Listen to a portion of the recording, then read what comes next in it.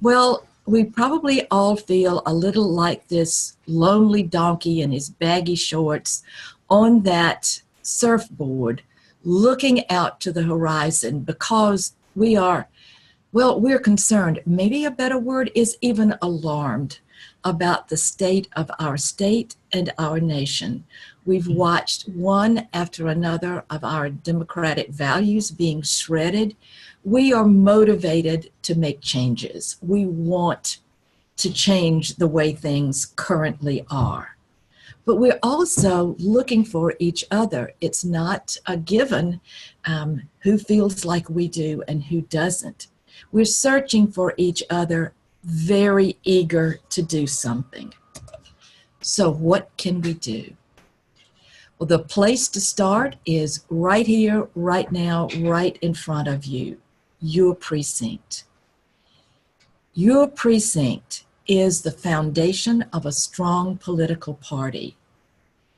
And the answer to having year in and year out success at the polls, getting candidates elected who reflect our democratic values and who can enact policies that reflect those values. We can't do this if we only get excited about elections every 4 years. This needs to be a constant focus and constant activity at the precinct level. But remember that every precinct has its own character. Your precinct is not like anyone else's. So the things that we are going to suggest today aren't one size fits all. So we invite you to take what we have to say and tweak those suggestions to fit your precinct.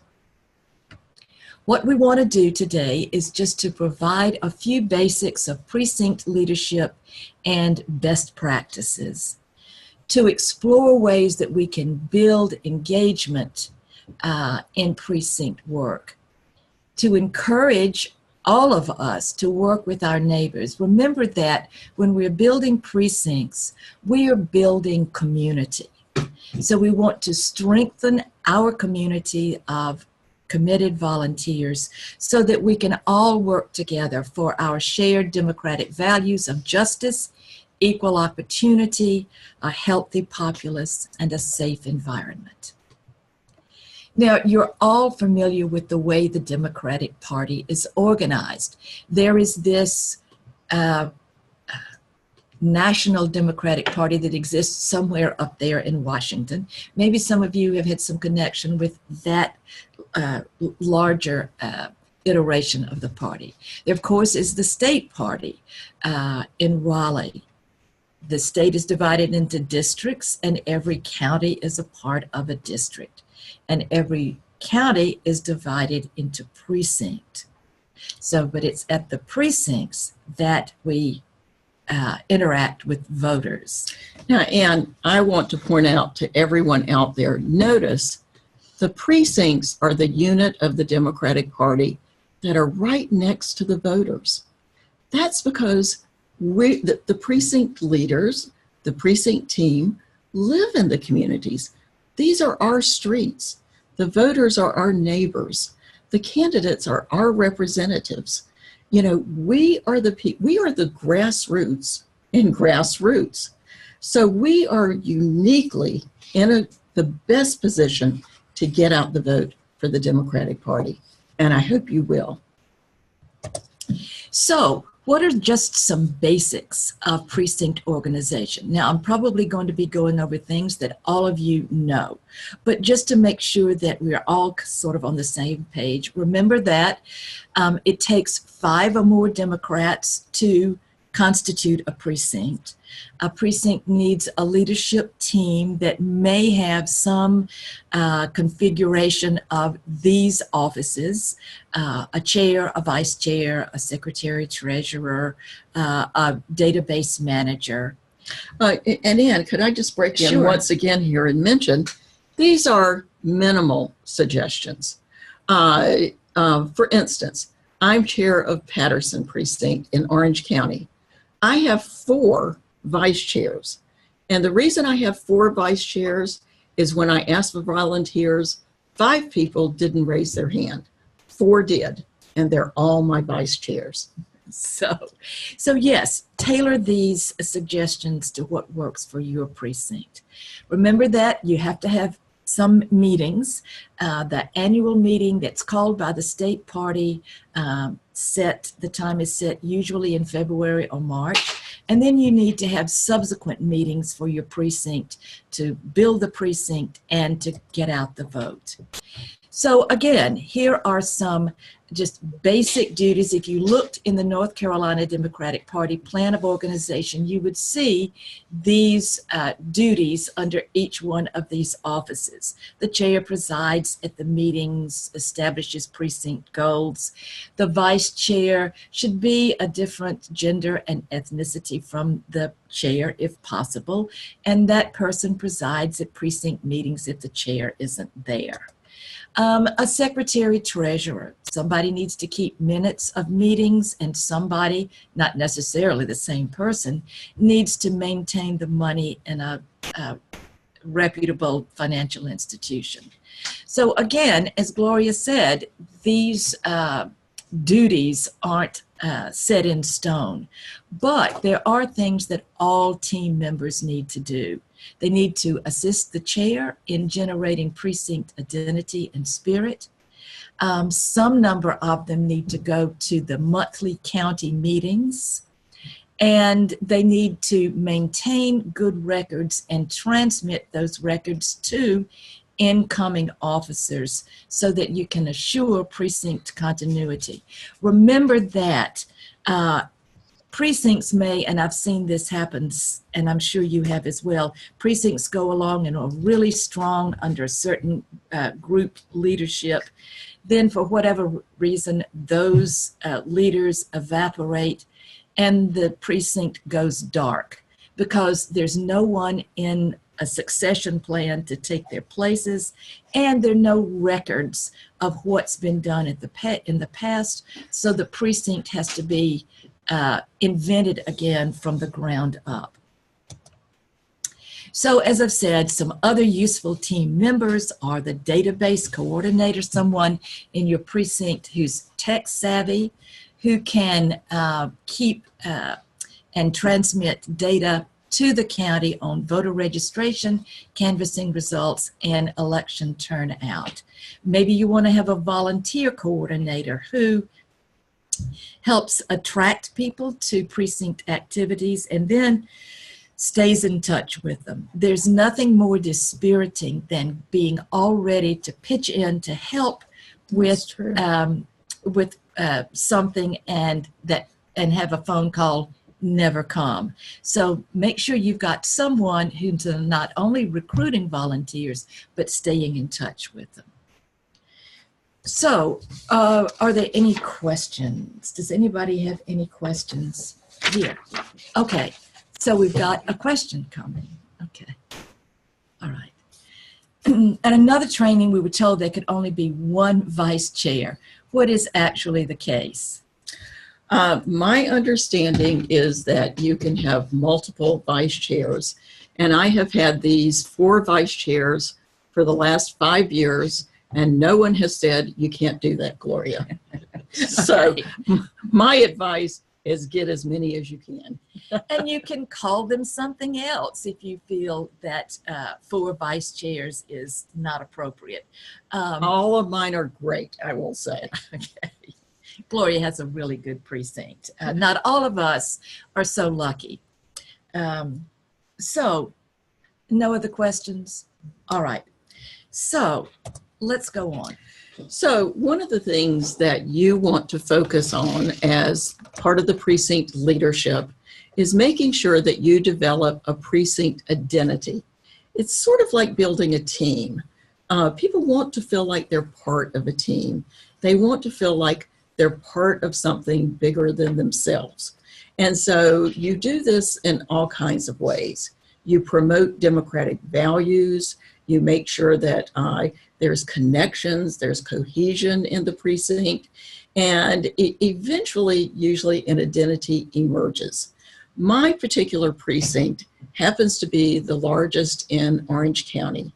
We have the most Democratic voters.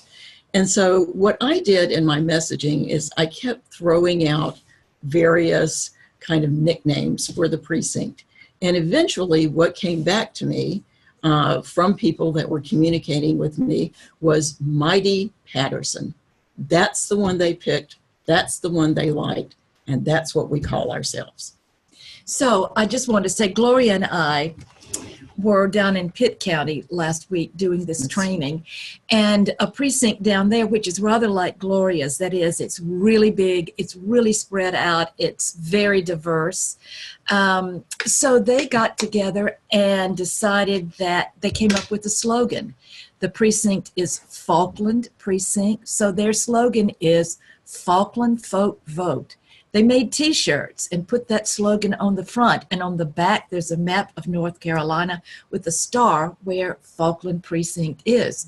So use your imagination, but come up with a slogan, a team name, some sort of identity that helps people feel unified. Now, another very important part of bringing a precinct together is to have a way to communicate with people in the precincts, with your volunteers, with the voters. And again, we're Democrats, we're flexible. Find the way that works best in your precinct. I happen to use emails. We have a large email system, and I email all kinds of important information. Now, those of you out there that have been part of a precinct leadership for a while know it takes work. So I will tell you that the first email that I sent out to my precinct, I got 0 responses on the first day. I was crushed. The second day, I got a response. I was so excited. But this person told me there was a typo in paragraph 3. That was the only response I got. Now, that was years ago. Now I get lots of responses. So be patient and build this up. You may find flyers work better, postcard writing works better, phone banking works better. Find what works in your precinct. And again, every precinct is different, but find a way to communicate with your people. Recruiting volunteers, we get lots of questions about this. How do you recruit volunteers? Again, every precinct is different. You can try all kinds of things. You can have speakers. You can phone bank and bring people to a meeting.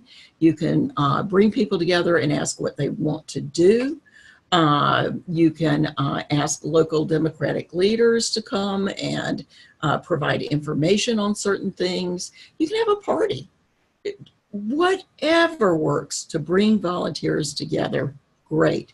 But keep in mind when you're out in the community, if you happen to be talking to someone about what's going on with the election or with aspects of the election, and they start showing interest, get their name, get their address, get their phone number, get their email, get some way to communicate with them. And if they're not in your precinct, give their name and number to their precinct chair. So, Gloria, I want to add to that election day or early voting is a good time to Yes. Recruit volunteers. Or something else you might do is choose a big event in your county, like Hog Day in Benson, and be there with a banner that says your county's Democratic Party, and so that people understand that there's a Democratic presence and they can seek you out and, with any luck, sign up with you. Always have that sheet of paper with you to take advantage of opportunities to meet volunteers and get their contact information. Now, over time, you want to strengthen your precinct framework. One way to do that is to identify block captains. Now, block captains are people that they're volunteers that have agreed to take care of their immediate neighborhood, maybe their street and 2 or 3 other streets. They will greet new residents. They will do voter registration in those areas, and they'll get election information to their neighbors. Now, if you happen to have smaller precincts or precincts that don't have as many volunteers, many times what happens in Orange County is these precincts will come together and form cluster precincts, and they operate together. So they'll have an event together, they'll have a meeting together, and they may canvass together, and that's a good way to start out until they get strong enough to go on their own. Now, for the precinct, there is an annual meeting that is required by the state party. This happens in February or March. You don't elect officers every year, but every other year. And that's one of the activities that may take place. You publicize the time and the place. Maybe you even phone bank to get people to that meeting. You have to have at least 5 Democrats there, registered Democrats, to have a quorum. You might have unaffiliated voters that come to your meeting, but they can't count towards the quorum. You do the Pledge of Allegiance, you elect officers if it's the year to elect officers, you collect funds for the county party, and you take care of business, which might be talking about upcoming events or talking about the election that is coming. Now, after that, it's really up to you how many meetings you have after that. We're going to have a meeting in my precinct in August. We're going to have one of our representatives to speak. And what I'm hoping to do is to remind people how important this election in 2018 is, get people signed up to begin volunteering for activities. We're going to make plans for the fall. We're going to be doing all kinds of things. You can decide what you need meetings for and how many. You might prefer to have a social event to build cohesion within the precinct. Some people have candidate forums. Some people have phone banks to build up their volunteer base. You can do almost anything. And again, we're Democrats, we're flexible, do what works. Now, the other thing you do as part of the precinct leadership is you go to the county executive meeting. These are held in our county about once a month, and that gives you a connection between the precincts and the state party. We're usually given important information about upcoming events. We're told about candidates. We talk about the election, and we share information with each other. Again, it builds cohesion among the precincts. It can introduce everybody to the candidates, and it reminds us how important it is to make a plan and execute that for early voting. The more people we get to vote early, the better. So, what if you've thought about some of these things, but you still see that you look around and your precinct is still 1 to 5 committed team members? You have a hard time getting people to meetings, and you don't have much get out the vote activity. What I'm going to do next is talk about levels of precinct organization. And again, we aren't promoting any sort of formula here, but just giving you a way to assess where your precinct is in terms of organization and effectiveness, and give you some ideas about things you might like to do or be able to do to make it stronger and more effective. I will say that no matter what you do in precinct meetings, it's important to make it fun. And one of the best ways to make it fun is always have something to eat. People love coming out to anything when they know they're going to get a little something to tickle their palate. So if you've just begun your organization, if you've just got that requisite team of 5, what could you do to get to the next level? One thing to do is reach out to people, phone a few. You might have the 5 people on your team, phone 5 other people, and form a telephone tree. Invite them to a couple of meetings at a cheap place where they can, I don't know, buy a beer or a soft drink, and find a precinct map. Make sure that you've got in your head a diagram of where your precinct is, what its parameters are, and what neighborhoods or areas it encompasses. Or find a community event. As I said earlier, 4th of July, we had great voter registration activity at the festival on the Eno this past 4th of July. This is a great way to raise awareness of your county party, and it's fun for people to do. Just get out, chat up your neighbors, meet new people, and let them know about the county party and about your precinct. Suppose you've got at level 2, and there's nothing magic about these numbers. It's just a helpful way to think about precinct organization. You've got more than your requisite 5 members. You have some meetings, and you've got some get out the vote activity. Maybe you do some phone banking. So to reach the next level, what should you do?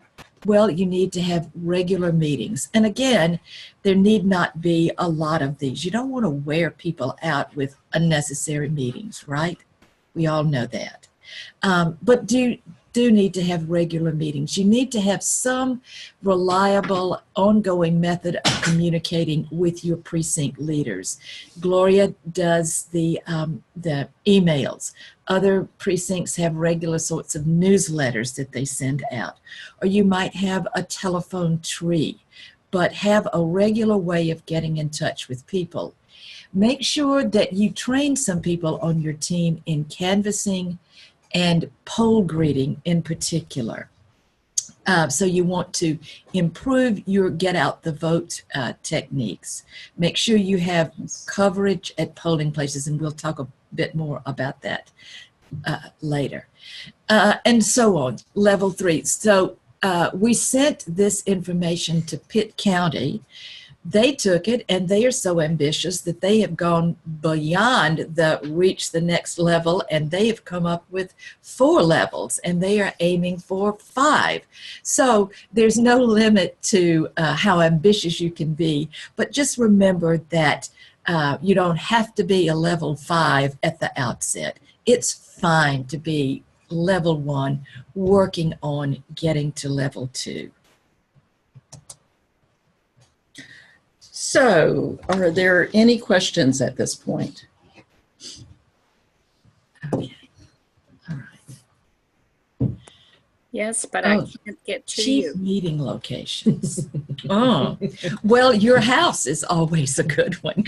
And I've had lots of parties. You know, a potluck is so easy. That's cheap. And it's a great way to get people together. Can you think of a cheap? I think homes, we often have them in homes. But the other thing that you could consider is if there are people in the business community that are good Democrats, and you know they are, for instance, a real estate office, something like that, you can ask them if you could use that for a meeting. We have met at times in schools. I'm not quite sure. I think we have to pay a fee for that. And we've met in some government buildings. I think we've had to pay a fee for that. So those wouldn't be the cheapest options. You know, I would say homes or businesses where the owners are Democrats and are willing to let you use it. But that's a really good question. And okay, parks, that's a great idea. They are certainly good great. Weather, yeah. Maybe not in August. Yes. Yeah. And the library. And the library. Okay, and here are more questions. can the party help us get data that will help us identify important information about local voting patterns and local concerns? Yes. And Vote Builder is the way to get those, to get information about voting patterns. Call sheets, for instance, for phone banks can be apportioned out in terms of Democratic voters who don't have a good voting record. So Vote Builder is a good resource. And there was another. I would like to mention one other thing. In fact, in Vote Builder, and you don't need to know all of this, but it is the case that in Vote Builder, they have prescribed numbers to each voter depending on their propensity to vote and their propensity to vote Democratic. So in fact, you could pull a list of people that are registered Democrats, but aren't real likely to vote in elections. And you could go and canvass them or phone bank them. Or if you're looking for volunteers, pull a list of people like us that vote regularly and vote Democratic, and pull those lists and call them to see if you can get volunteers. And sorry. Yes, and I was going to say, in terms of local concerns, newspapers, word on the street, there's all kinds of ways to know what the local concerns are.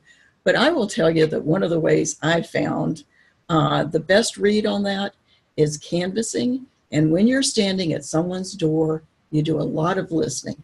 We all have lots of opinions, and we're ready to tell people what we think, but that's not what's important at that moment. You want to listen to what they think is important. And if you give them a few minutes, they will tell you what they think is important. And that tells you then what you may need to get information out about in your community. Another thing you might do is make sure you go to the county monthly meetings. That is a great sort of forum for local concerns. That's where you can go to ask that question and hear responses from other people around the county. So I thought meetings had to be at public locations. So annual meetings typically are, but your subsequent precinct meetings can be wherever you choose to have them. But yes, I think you're right about, is that right? About the annual meetings? I think the county meetings have to be at a public location, but the precinct meetings don't necessarily have to be. If you have a public location that you can use, then great. But for instance, in my precinct, we have virtually no businesses. It's all residential. So if we're meeting in the precinct, we're pretty much meeting at someone's house. That's it. The important thing is to get out the information so that everybody knows where it is and when it is so they can attend. So you want to get out the information to the public. But if you're in your precinct and you don't have a public location, you can meet in a home. But I do want to emphasize what Gloria just said about making an effort, a real effort to let the public know about the meeting, because these are not covert, they're not closed doors, they are open for everybody. So particularly if you feel that you need to be public, and I applaud that, you could make flyers, put around in grocery stores to let people know where a precinct meeting is going to be. Very good question. Okay. Where are we? So I want to talk now about the precinct's primary goal, and that is to get out the vote. Targeted groups are often Democrats or unaffiliated voters who are likely to vote for Democrats, or probable Democratic voters who less often come out to vote. And again, you can have your county party pull those lists so you can target those lists when you're going out to get out the vote. The objectives here are to register people to vote, educate them about the issues, and get them to the polls. Now, these are some ideas about how to do that. They're all good ideas. They're all things that my group has done. You can ask your block captains, if you have them, or your volunteers, to let you know about any new residents that move into their neighborhood. And you can go with registration forms and register them to vote. You can set up a registration table anywhere in a public area, and make sure people have the opportunity to register. At the same time you're at that table, don't forget, you can talk to people about the upcoming election. Give them information. Encourage them to vote early. You don't have to just do one thing at a time. It's better to do 2 or 3 at once. Remind people to vote.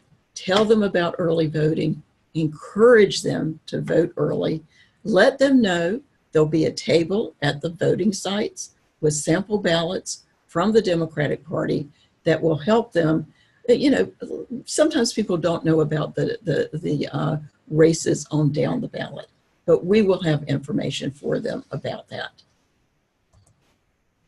So all GOTV activities should be about getting your candidates elected, getting accurate information, recruiting volunteers, and strengthening your precinct. So this is the part I get excited about, the actual things you can do to get out the vote. We've mentioned voter registration before, and I've talked about putting a table out to register people to vote. One of the things you can do is put a table right in the middle of the most Democratic area of your precinct. Now, you may or may not register people to vote. Some days you will, some days you won't. But meanwhile, if you have your sign there and people see there are the Democrats, what you can do is talk to people about the election. We have a complicated election coming up in 2018 and a critically important election. Talk to them about that. And if they show a lot of enthusiasm, they're asking what you're doing, I see a volunteer. Get their name and contact information and recruit them as a volunteer. So Gloria, I just want to break in and tell you all about some things that are happening in my neighborhood. I just moved into a very new neighborhood. I've just been there a year. And it's still building. People are moving in all the time. And this isn't a precinct. It's just, maybe you can think of it in terms of, we've got a block captain, and these are people who volunteered to do these things in our little neighborhood. One group is going to be on the lookout for resales, and they're going to contact anybody who moves into the neighborhood in an already existing home. Another group is looking at newcomers, and everybody who moves in will be met by a neighbor who's got voter registration information and information about where we go to vote, what our polling place is. Another group has become very interested in the amendments that are proposed for the state constitution. Somebody is going to do some research on that, and the next little neighborhood meeting we have, this is not a precinct, but it could be expanded to precinct activity, is going to lead a discussion on the implications of these 6 proposed amendments to the Constitution. So this is the way that a little pod can work within a precinct to accomplish a great many things. Now, another get out the vote activity that is really important is phone banking. And you can phone bank at the county-wide level. If you happen to have an office, you can bring people together and call across the county, or you can hold a phone bank in your precinct. And it's okay to have it in a home. You want to let people know about it as much as possible to get as many volunteers there as possible. You can have your data team or the county data team pull a list of people that you want to contact. Again, that might be people that rarely vote. That might be people that usually vote, and you're wanting to recruit volunteers. When you talk to people on the phone, though, about the election, try to keep it to 2 or 3 topics. Don't give a lot of information. I know all of us have been on the phone when we've gotten a call like that. And if people go on and on, we turn off after a while. It's too much. So keep it to 2 or 3 main points. Try to make a connection with the person and get done what you're trying to get done. Now, canvassing is another get out the vote activity.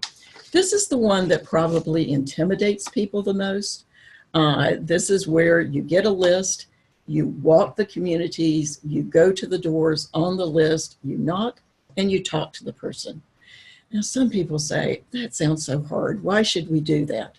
Well, what we know from research is it's 4 times more effective than anything else we do in getting out the vote.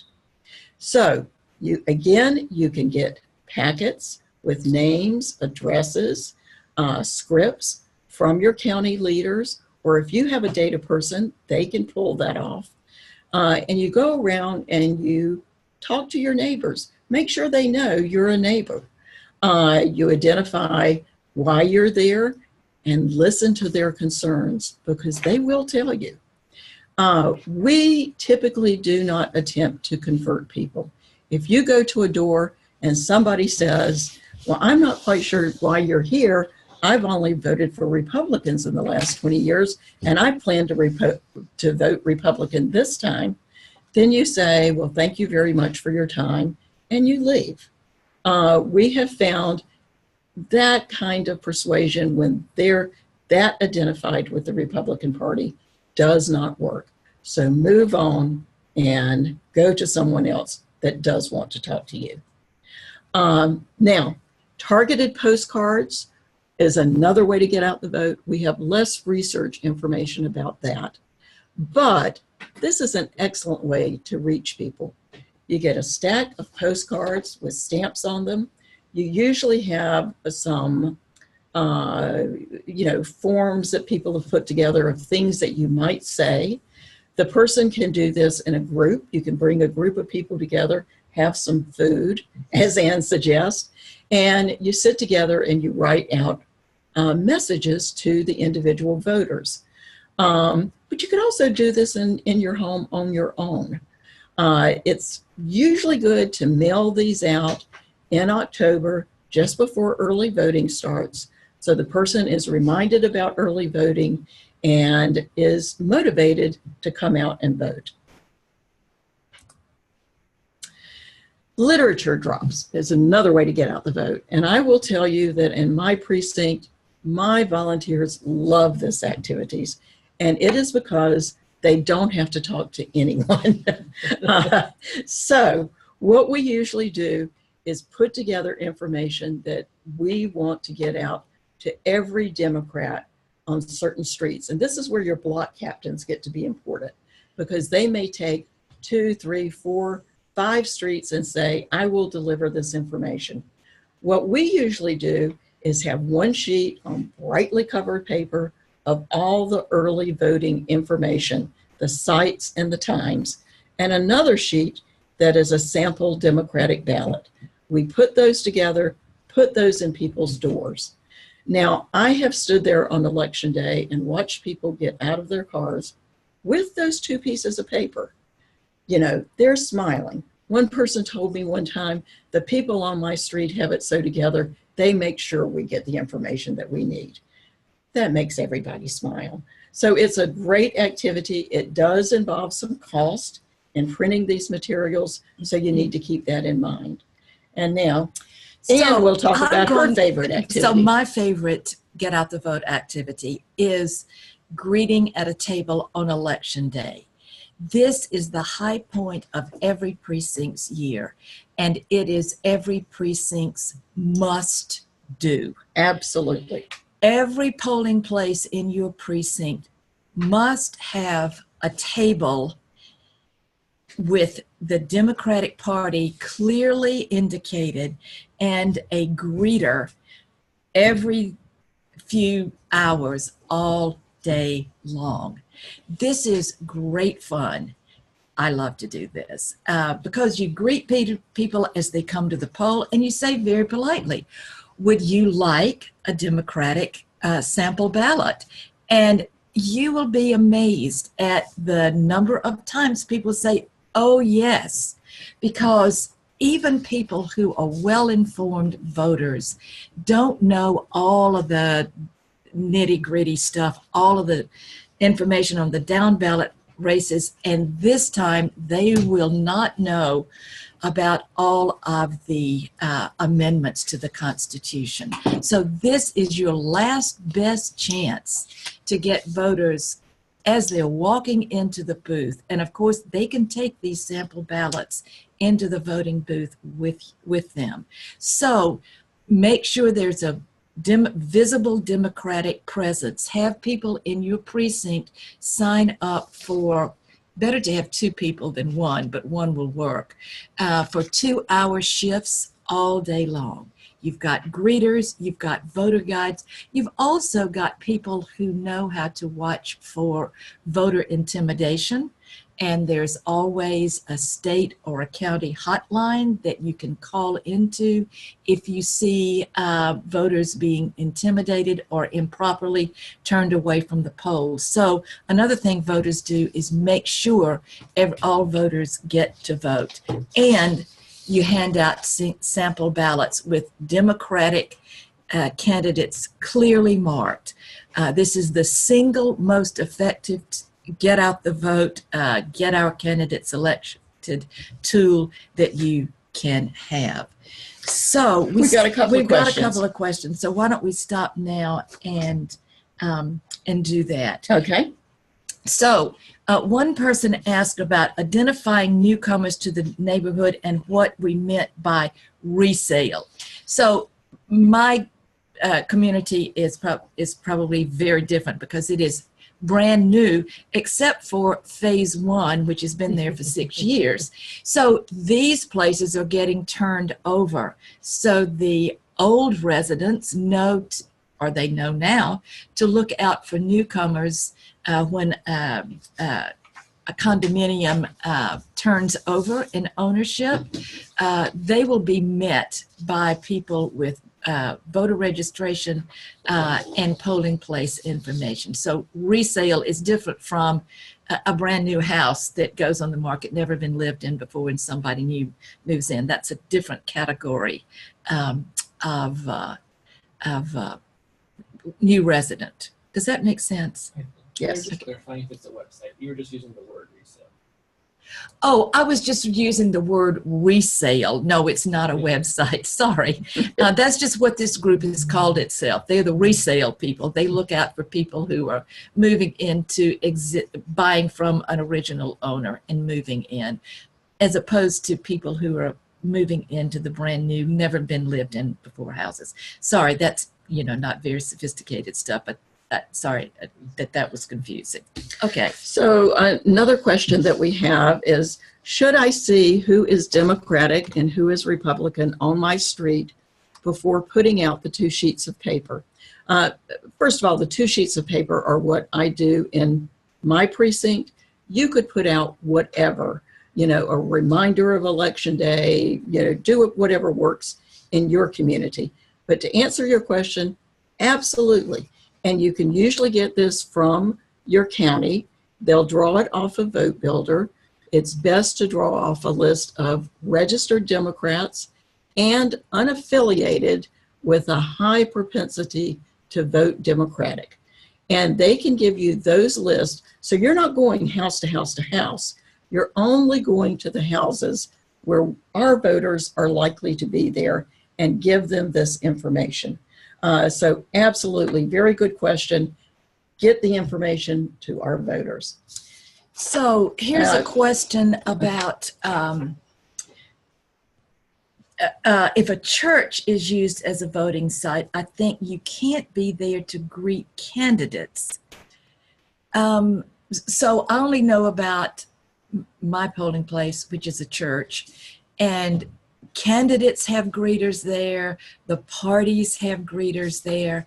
So I don't, there's no prohibition about. You have to be so many feet away from the door. Yes. Exactly, you do, and there will be an election judge inside who, before you get there at 6:30 in the morning to open up the place, the election judge will have come and marked out the perimeter beyond which you cannot move. So you have to stay within an appropriate boundary, an Right. appropriate distance away from the polling site itself. And every polling site has that, not just the churches, every polling site has that.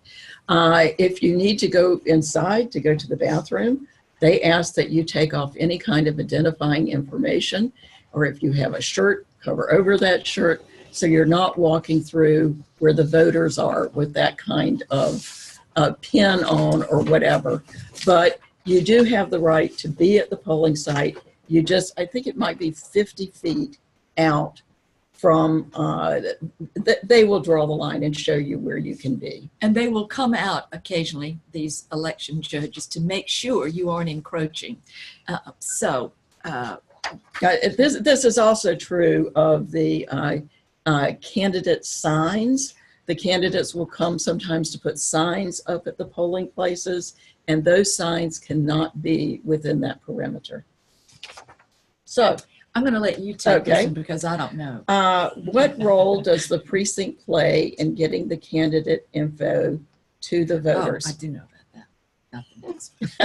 Sorry. We Okay. can take both of them. I think, as a precinct chair, I think we play an incredibly important part. In fact, I'd like to think that that we can do it on our own. And the reason I want to think that is it's great when we have candidates that are charismatic, that everybody knows about, that, get in the newspapers and get on the TV and everybody sees them, but we don't always have that. And yet we want to get Democrats elected. So the role that we can play is when we're standing there at those voter registration tables, or we're out and about giving out information, we can talk about our candidates, we can talk about what they stand for, we can talk about the values of the Democratic Party, which I think a lot of people agree with, and in addition to giving people information about the election. And I will just say that, I can't do that one. Okay. I will just say that this is the way the party works together. Remember that as a precinct, you are a gear in a great big engine, and the county party will be responsible for getting candidate information and getting that out and making it available to you. So another reason to go to the monthly county meetings and stay in close touch with your county leadership team. Okay, and another question is, can you talk about precinct treasury and how event funding is handled, restrictions, limitations? I will be honest, I don't entirely understand all the campaign finance laws. I'm not a lawyer, and so I just try to be careful about these matters. I will tell you, though, that even though we had precinct treasury on there, my understanding at this point is that the party has evolved on this matter to the point we don't really have treasuries in the precincts. The money is kept at the county level. Any money that we collect at the precinct level, we send to the county level. And then the county gives back money to us in some ways for materials. But I will tell you that people in the precinct will do a lot of the funding of parties that we may have, materials that we may produce. I think this year, for instance, Orange County has allocated $100 to each precinct to use to print up materials. It takes a lot more than that to print materials for my precinct because it's a very large precinct. So I will fund some of that. Other people that step up will fund some of that. And that ends up being a gift in kind to the county party. And that's how it's legally looked at. So I think one answer to that question is to work closely with your county treasurer to make sure you all understand the parameters of appropriate giving. So you've heard of representatives who are considering changing their party. Should we? Republicans who are considering changing their party. Therefore, should we stay away from and not give information to Republicans? Well, I would say if you have a voter registration table and a Republican walks up and says, I would like to change my registration, can I do that? Then they can do that on the voter registration form. That would be terrific. That would be great. We shake their hands. We welcome them to the party. Or even if they want to change to unaffiliated, the fact that they have approached us is telling us something about their thinking, and we can use that time to talk about some of the issues and the stand that the Democratic Party takes. So I do encourage you to talk to Republicans, you know, especially if they approach you. But when I was talking about when we go around for the literature drops, we don't typically go to Republican homes. It is because we have found, research has shown, that persuasion does not usually work in most of these cases. It usually alienates people, it upsets the volunteers, an argument may ensue. None of us need to do that. So, you know, if you hear of somebody who would like help in changing their registration, by all means, give them that help. So someone has just asked about voter registration tables being nonpartisan. And yes, they are. So when you give a voter registration form to someone, they can register for either party. You turn this in to the Board of Elections. You don't have anything to do with what party they register for. You can say, or somebody else at the table can say, or our sign says, yeah, we are the Democratic Party. And you can volunteer with us. But yes, the voter registration forms are strictly nonpartisan. And no matter what a voter registers for, we turn those forms in, whether they're Democrats, whether they're Republicans, no matter what they are. Yes. I think you would be good. So are there particular voter suppression concerns we need to pay attention to at this time? Yes. And where to start? I will say that one of the proposed amendments to the state constitution deals directly with voter suppression because it's calling for voter picture IDs to be mandatory in future elections. This, of course, amounts to a poll tax because it's going to make it necessary for people to go to some lengths to get a picture ID. It's easy for some of us, not so much for others, and not so much for many people who tend to vote Democratic. And so we need to be vigilant about these and other attempts to suppress voter turnout. And I would say that the most obvious concern that we should have right now is this proposed amendment to the Constitution. Okay. So this question is, we've been told that there should be absolutely no Democratic signage at voter registration tables. I have not heard of this. We usually, when we have our tables, we have the Orange County Democratic Party sign. And like I said, part of what we're trying to do is not just register voters. We're wanting to identify we're from the Democratic Party. We're wanting visibility in the community. We want to invite our voters to come over and talk to us about their concerns. We want to encourage volunteers to come over and give us their names. So we do have that signage there. Now, when somebody comes over and says, I want to register to vote, or I need to change my registration, then we assist them in that. We give them the form. We talk about what they need to do on the form. And I will tell you that in my time registering people, I've registered a lot of Republicans. You know, if they come and they want to fill out the forms, we help them do that and we turn them in. But they see we're from the Democratic Party. I did have somebody look at me one time and said, now you are going to turn this in, right?